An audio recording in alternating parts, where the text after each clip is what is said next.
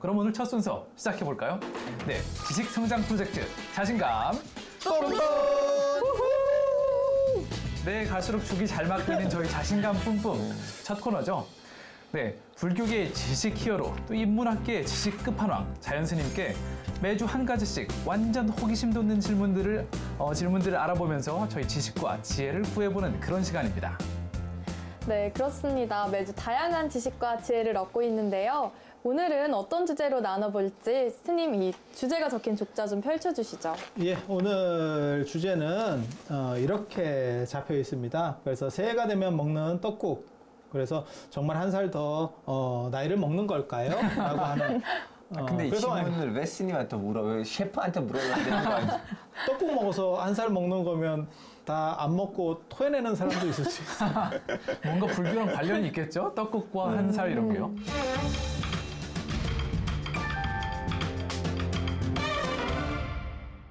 뭐 사실은 이게 우리 전통적으로는 아시다시피 음력을 썼었기 때문에 지금 꼭 떡국을 먹고 한 살을 더 먹느냐에 대한 것들은 생각을 좀 해봐야 돼요. 전에 우리 동지 얘기할 때 그런 얘기 했었는데 우리 문화 속에는 동지라고 하는 것도 크리스마스까지 2번이나 있고 그 다음에 음력설, 양력설 이래가지고 이게 뭐 잔치가 엄청 많은 4번씩 맞아요. 그리고 저는 개인적으로는 그런 생각도 해요. 사실 전두환 대통령 때 양력으로 통일하려고 하는 노력들을 했었어요. 그리고 실제로 일본 같은 경우는 그렇게 통일이 됐죠. 그래서 일본은 음력이 거의 사라지고 양력만 쓰는 문화로 바뀌었는데 우리는 음력과 양력을 다 쓰는 바람에 사실 음력설을 보내고 조금 뭐 시무식하고 이런 식으로 약간 풀어졌다가 또 좀 지나서 좀 뭔가를 좀 해보려고 하면 또 음력설이 또 돌아오고 맞아요. 그러다 보니까 한 달 이상을 너무 사람들이 마음으로 약간 보는 것 같죠. 물론 그런 때 독한 마음을 먹고 공부를 하면 상대를 제낄 수 있습니다. 2배 이상. 그런 연구소를 차리고 계시는군요. 그거는 엄청 독해야 이길 돼요. 수 있는. 엄청 독해야 돼요. 그리고 그런 데서 뭔가 성과를 내도 사람들이 좋게는 안 보더라고요. 아, 우리한테 하시는 말이 아니라 혜림 씨한테 하는 말이에요. 공부하라고. 그래서 떡국 얘기를 좀 해드릴 건데요. 실제로 제사라고 하는 부분이 있고 고사라고 하는 부분이 있어요. 사실 제사나 고사가 뭐가 다른지 혹시 아세요? 제사는 이제 초라하는 조상에게 거고, 제사 지내는 고사는 거. 시험이고 올린. 제사는 돌아가신 분을 기억하는 기일을 지내는 거고, 예. 고사는 무언가를 시작하기 전에 잘 되게 해달라고 비는 풍습 아닌가요? 맞아요. 시험 아니었어요? 맞아요. 고사. 사법. 기말고사. 기말고사. 그 고사랑은 다른 고사인데요. 그래서 이 고사라고 하는 것과 원래 제사는 룰이 완전히 달라요. 완전히 달라요. 그러니까 제사는 원래는 밤에 지내는 거고, 그러니까는 11시부터 12시 사이에 지내는 거. 예전에는 11시에 이게 날짜가 바뀌잖아요. 날짜 분계선이 11시잖아요. 그래서 자시에 바뀌는 거고, 그 다음에 자시의 중간에 있다 그래서 우리가 자정이라는 표현을 쓰잖아요. 자의 중간.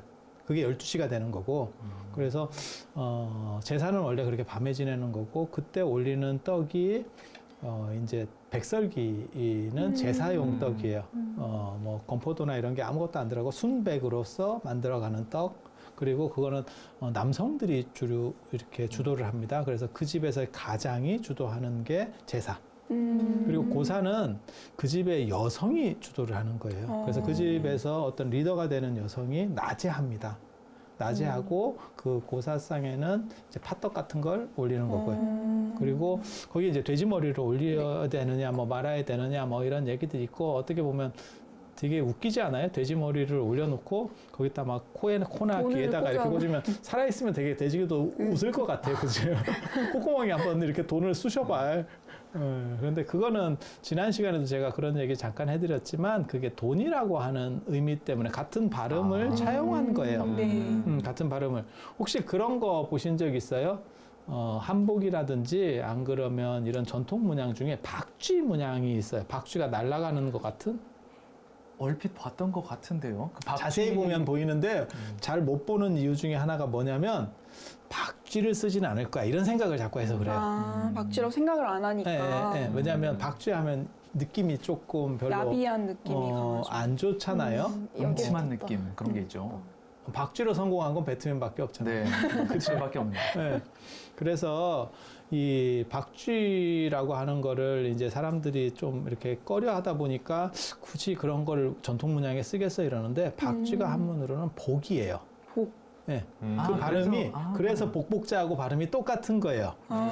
그래서 박쥐가 나르는 모양을 하는 게 복이 들어온다라고 하는 의미가 있는 거예요. 그러니까 말장난, 어떻게 보면 말장난인데 그런 식의 행동들을 합니다. 그래서 박쥐 나르는 모양이 있는 게 우리 전통으로는 그게 뭐에 해당하는 거냐면 요즘 중국집 그 중국 분들이 하시는 데 가면 복자를 뒤집어 놓는 경우 있잖아요. 그렇게 해서 왜 뒤집어 놨습니까? 그러면 복이 떨어지는, 들어오는 쪽으로 우리 쪽으로 들어오라는 그 처음 들어봐요? 네. 아, 이거는 텔레비전 많이 나오던데. 전 중국 복자 TV로 뒤집어 놓는 건 처음 바꿔가지고 알았어요. 처음 들었어요. 아니 그 복자를 다 뒤집어 놔요. 그게 이제 우리 쪽으로 들어온다라고 하는 의미거든요. 근데 그게 하늘에서 떨어지면 그거는- 이렇게 거꾸로 떨어지잖아요. 아니, 집으로 들어온다라는 뜻이에요. 아, 예.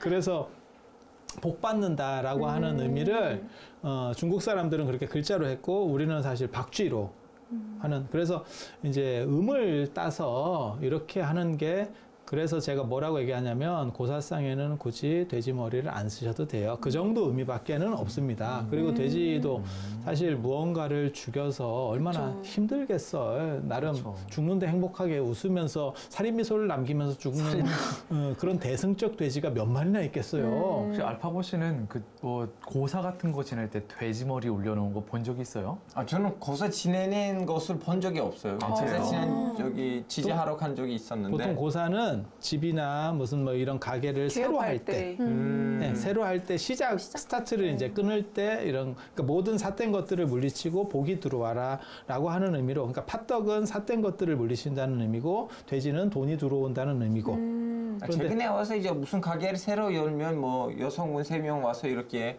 오세요 우리 3명 이렇게 하겠습니다. 뭐 이벤트라고 풍선 이렇게 움직이는 고사도 이제 좀 발전한가 봐요. 그래서 돼지라고 하는 게 게다가 아시는지 모르겠는데 죽을 때 좀 힘들기 때문에 죽고 난 뒤에 성형을 하고 얼굴을 좀 많이 만져서 이제 웃게 만드는 거고 그 다음에 네. 털도 다 깎고 메이크업을 다시 네. 하죠. 왜요? 저는 또 생각해보면은 요즘 세상에 생각해보면 동물보호단체에서는 경악할 만한 일인 것 같아요. 그쵸. 그리고 저도 어렸을 때 동네에서 이렇게 뭐 돼지를 잡는 걸 본 적은 없는데 돼지 고사상에 올라온 돼지 머리를 보면 되게 깜짝 놀라고 무서운 기분이 들었었거든요. 살아있던 생명체 머리가 이렇게 우리 식탁 위에 이렇게 올라와 있으니까 그게 머리인지 알 수 없는 고기 한 점이라면은 눈으로 볼 수 없으니까 비주얼이 없으니까 괜찮을 것 같은데 이게 돼지 머리가 있으면 되게 위화감이 있죠. 위화감이 있어. 아니, 기억이 나요. 남대문에서 이거는 뭐라고 플라스틱으로 가짜가 팔리더라고요. 그걸 내도 되지 않을까 싶어요. 돼지 머리 떡 케이크도 되게 잘 나오고. 익숙하니까 사실은 별로 두려움이 없는 거지. 사실은 못 보던 사람이 보면 굉장히 두려운 풍습 중에 잔인하죠. 하나예요. 그러니까 방금 그 유 아나운서님께서 말씀하신 것처럼 사실은 보신탕이나 이런 거보다도 어떻게 보면 더 잔인한 문화예요. 그래서 이런 부분들을 진짜 지양해야죠. 지향할 필요는 없고 지양해서 어느 정도 끊고 가는 게 맞다라는 생각은 해요. 그래서 저는 팥떡은 필수지만 돼지 머리는 머리는 필수가 아닙니다. 이런 얘기를 해줘요. 네. 이런 얘기를 해주는 거고 그 다음에 이제 제사나 안 그러면 뭐 새로운 시작을 끊을 때 무언가 삿된 것들을 물리치고, 그러니까 고사도 마찬가지인 거예요. 새로 테이프를 끊을 때 나쁜 것들은 다 물리치고 좋은 것을 받겠다라고 하는 그런 의미가 설날에도 있는 거예요. 그게 떡국. 그래서 떡국에서 떡이라고 하는 거는 흰색으로. 그래서 제가 그런 얘기 하거든요. 다른 때는 몰라도 설날 떡국만큼은 뭐 후추나 김이나 지단이나 이런 거 넣지 말고 그냥 흰색으로 먹어라. 그런 흰색의 이유는 의미가 따로 있는 길하다는 거예요. 밝은 빛, 밝다. 네, 빛의 의미예요. 그래서 내 모든 것들을 한번 희게 한번 씻어내서 첫 단추를 바로 깨면 1년이 편안하다라고 하는 그런 의미예요. 그래서 이 떡국을 희게 먹는 의미가 있는 거. 그래서 첫 번째 떡국은 그냥 좀 맛이 없더라도 그냥 흰색 자체의 의미를 두고 먹고 그 다음에 뭐 떡국을 며칠씩 먹는 경우들이 있잖아요, 그죠? 뭐 한 번에 끓여서 먹는 건 아니지만 뭐 이렇게 주기적으로 나눠서 설 연휴 때 이렇게 끓여 먹으니까 그 뒤에는 뭐 간장을 넣어서 먹든 뭐 후추를 넣어서 먹든 뭐 만두를 넣어서 먹든 뭐 그건 관계가 없고 그래서 처음에 상징성이라고 하는 것은 그런 부분이 있어요. 시작의 상징성. 그래서 기람. 그리고 떡국을 써는 방식이 두 가지가 있어요. 지금은 없어졌는데 떡국을 다 게다가 이제 잘린 거를 사서 이렇게 떡을 갖다가 끓여 먹으니까 별게 없는데 예전에는 사실 가래떡이 있고 가래떡 익힌 떡이라는 뜻이에요. 그렇게 해서 그거를 집에서 이렇게 썰었거든요. 그 썰을 때 두 종류가 있는 거예요. 하나는 사선으로 끊는 거, 하나는 직선으로 끊는 거. 그래서 직선으로 끊는 떡국 얘기를 제가 전에 누구한테 해드리니까 그런 걸 본 적이 없다는 거예요. 저도 본 적이 없는 것 같아요. 직선으로 되는 떡국을 본 적이 없어. 항상 그러니까 이게 직선으로 네. 자르면 어떤 식이 되냐면 동전같이 되는 거예요. 맞아요. 동글동글하게 이렇게. 그래서 그런 떡국이 어디냐는 거예요. 근데 그게 유교의 양반 떡국이에요. 유교에서는 성리학 같은 경우에서는 뭐가 있냐면 모든 것들을 규격화하고 재단화해서 빈틈이 없어야 된다. 그러니까 미는 좀 떨어지더라도 그리고 그게 동전을 상징해요. 그래서 밝은 걸 흰색을 통해서 삿된 것들을 다 물리치고 돈이 좀 많이 돈 싫어요? 근데 좀 욕심적인 것 같아. 욕심이 돈 담긴. 싫어요? 좋죠. 저는 싫습니다. 저는 싫습니다. 아니 아기도 있는데 그러면 안 돼요 알파고시. 그래서 그럼 뭐가 좋을까요? 이미지 개선하려고 했는데 안 먹고. 근데 우리 속담에 되게 재밌는 게 있어요. 돈이면 염라대왕도 움직인다. 이런 속담 들어보셨어요? 상당히 공감이 되면서도 너무 파격적인 속담이네요. 파격적인 속담. 동아시아의 특징이 내세관이 불교가 들어오기 전까지 발전하지 않았기 때문에 현재에서 어떻게 성공하느냐에 굉장한 초점이 맞추어져 있어요. 그게 어떤 걸 이해할 때 되게 재밌냐면 제가 그런 말 하거든요. 우리나라는 외국을 단 한 번도 침탈하지 않고 순수한 우리식의 자본을 만들어서 자본주의에 성공한 거의 유일한 나라다. 그래서 자본주의 역사에서 볼 때 이거는 기념비적이고 상을 받아도 충분하다. 그러니까 유럽이라든지 뭐 미국이라든지 일본도 식민지 경영을 하면서 자본들을 모으고 거기서 시작한 거예요. 근데 우리는 순수하게 이렇게 하는 거거든요. 그리고 동아시아만 자본주의가 상당히 빠른 속도로 올라옵니다. 그러니까 유럽이나 이런 데서 수백 년 동안 해온 거를 왜 동아시아는 이렇게 빨리 따라올 수 있을까? 현세주의예요. 유교의 현세주의. 그래서 공부하는 거하고 현실에서 성공해야 된다. 그래서 얼마 전까지 그런 얘기 있었는데 억울하면 출세해라. 네. 그리고 이 나라에서 10억 모으기 뭐 이런 얘기가 나올 수 있는 게 뭐냐면 그게 사실은 유교적인 바탕이 있는 거예요. 그래서 사후 세계의 무엇이 아니고 너는 지금 어떻게 해서든지 성공해야 돼. 아주 무서운 속담이 있어요. 개똥밭에 굴러도 이승이 났다. 그 다음에 개같이 벌어서 정승같이 정승같이 네. 써라. 어떻게 해서든 성공이라고 하는 것이 꽂혀 있는 거예요. 그러한 흐름의 문화 구조가 사실 이 나라를 자본주의, 그러니까 동아시아만 유교 문화권만 자본주의에서 이렇게 쫙 올라올 수 있는 게 그 현실주의예요. 선생님, 근데 저희 아까 떡국을 흰색으로 먹어야 한다고 하셨잖아요. 네. 근데 저희 집 같은 경우는 떡국에 닭을 넣는 걸 좋아하시거든요. 닭고기 국물이요? 진짜 맛있어요. 처음 되게 들어봐요. 진하게 먹을 수 있는데, 근데 그럼 절에서는 다른 고명을 안 얹으시는 건가요? 그리고 또 아니, 고기 원래는. 육수를 안 내시는 건가요? 원래는 그런 거고 사실 저는 절에서 떡국 뭘로 끓이는지 이 기본적인 그거 육수는 어떻게 하는지 저는 잘 모릅니다. 제가 뭐 해볼 만한 일이 별로 없어서 바지락 아닐까요? 그래서 좀 뜬금포 뭘로 끓이는지는 정확하게 잘 모르겠는데 그거는 있어요. 그러니까는 다시마나 멸치를 우리나라가 안 먹었었어요. 원래는. 원래는 그건 잘고 그러니까 나라마다 안 먹는 것들이 있어요. 네. 안 먹는 것들이 있어요.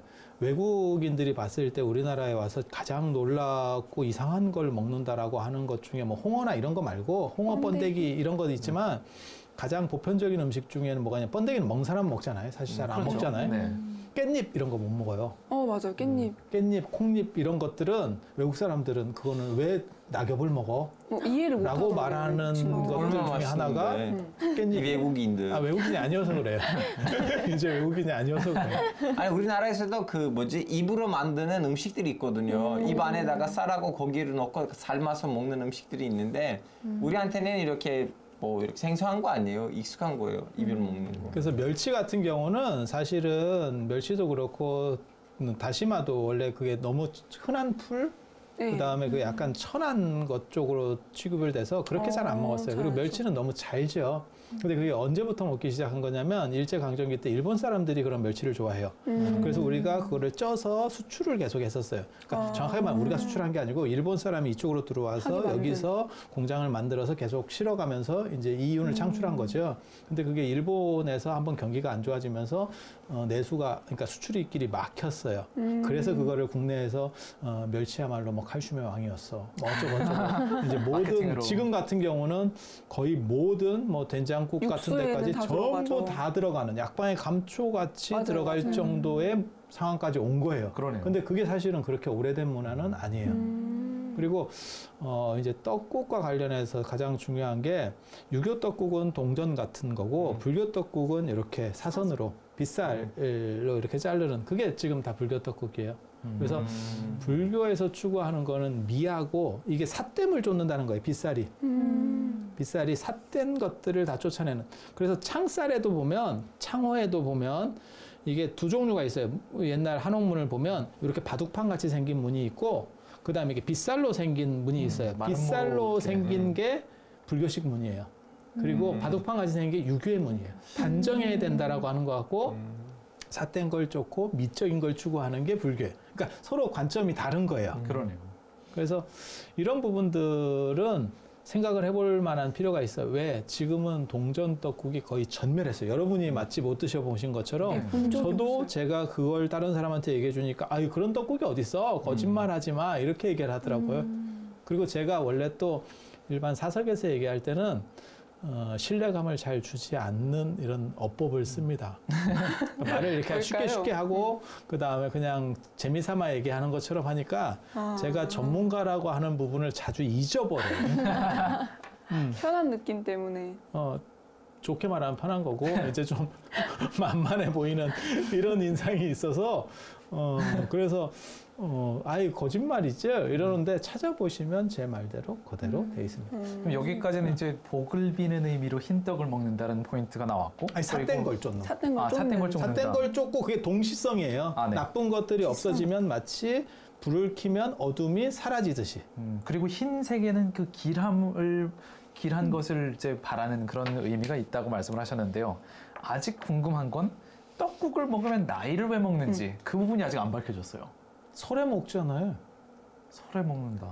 먹잖아요. 동지 1년이 새로 될 때 먹으니까. 팥죽을 먹으면 한 살 더 먹는 거하고 떡국을 먹으면 한 살 더 먹는 거하고 팥죽은 빨간색을 가지고 삿된 걸 쫓는 거고 이거는 흰색을 빨간색은 불을 상징하는 거고 흰색은 빛을 상징하는 거예요. 태양 빛을 상징하는 거예요. 네. 그래서 빨간색 계열이 또 뭐가 있냐면 팥도 있지만 황토 같은 것도 있어요. 그래서 부정한 거에는 황토를 바르고 네.